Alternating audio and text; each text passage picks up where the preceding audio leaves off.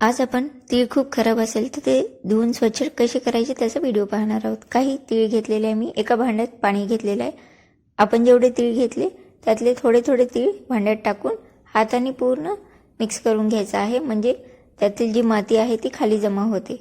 दुसऱ्या एका भांड्यावर मी चाळणी घेतलेली आहे आणि खाली एक मोठं भांडं रिकामं घेतलेलं आहे।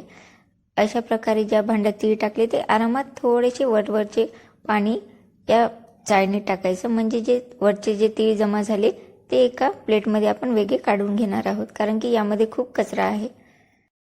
सुरुवातीला चाळणीमध्ये जे जमा झालेले तीळ प्लेटमध्ये काढून घेणार आहे आणि खाली ज्या चाळणीमध्ये जे पाणी जमा झालं होतं ते पुन्हा या राहिलेल्या तिळामध्ये टाकून घेणार आहोत आणि पुन्हा सुरुवातीप्रमाणेच हे तीळ चांगले हाताने मिक्स करून घ्यायचे आहे आणि चाळणीवर पुन्हा वरवरचे जे तीळ आहे ते अगदी आरामात चाळणीवर काढून घ्यायचे आहे। फक्त वरचे तीळ पहिलं चाळणीवर काढून घ्यायचे, कारण वर खूप गाळ आलेला आहे, म्हणजेच खूप कचरा आलेला आहे।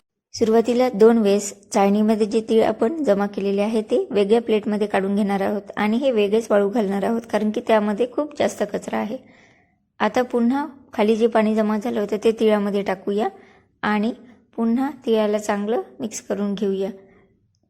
पुन्हा त्या भांड्यावर पहिल्याच्या चाळणी ठेवलेली आहे आणि या तिळाला चांगलं हलवून आता सुरुवातीचा कचरा खूप निघाला, त्यामुळे जास्त तीळ या चाळणीमध्ये टाकायचे आहे। अगदी आरामात टाकायचे, खूप जास्त लवकर टाकायचे नाहीये।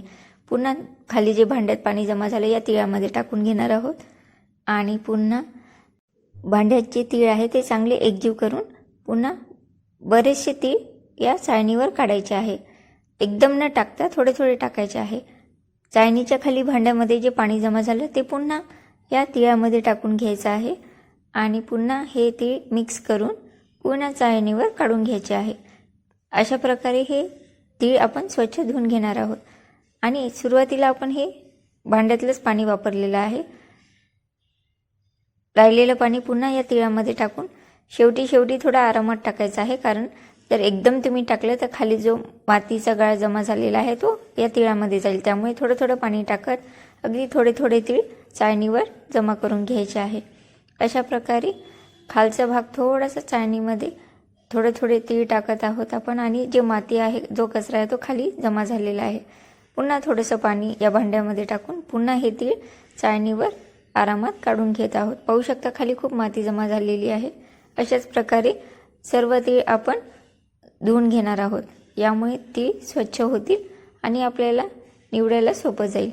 अशा प्रकारे सर्व तीळ धुवून घेतलेले आहे आणि सुरुवातीला आपण 2 पाण्यामध्येच हे तीळ धुवून घेतलेले असल्यामुळे खालचं जे मातीचा गाळ झालेला आहे तो फेकून द्यायचा आहे आणि आता हे जे तीळ स्वच्छ धुतलेले आहे ते अजून एका स्वच्छ पाण्यामध्ये धुवून घेणार आहोत आणि या प्लेटमध्ये जे जमा झालेले तीळ ते नंतर शेवटी धुणार आहोत। आपण जे सुरुवातीला तीळ धुतले ते पुन्हा स्वच्छ पाण्यामध्ये टाकून घेतलेले आहे आणि सुरुवातीप्रमाणे जसे तीळ धुतले त्याचप्रमाणे हे तीळ चांगले एकजीव करून पुन्हा चाळणीमध्ये थोडे थोडे टाकून घेणार आहोत।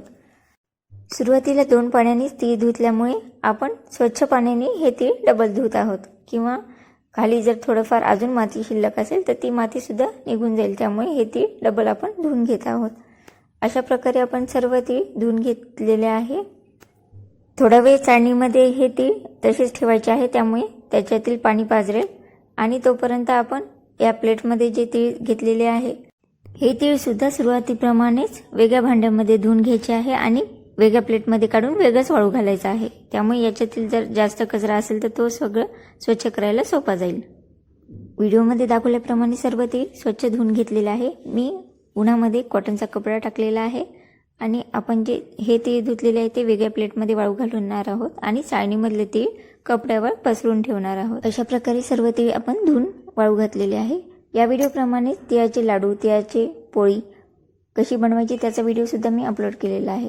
व्हिडिओ आवडला असेल तर व्हिडिओला नक्की लाईक करा। प्रीती अनंतवार रेसिपी चॅनलला अजून सबस्क्राईब केलं नसेल तर नक्की सबस्क्राईब करा। धन्यवाद।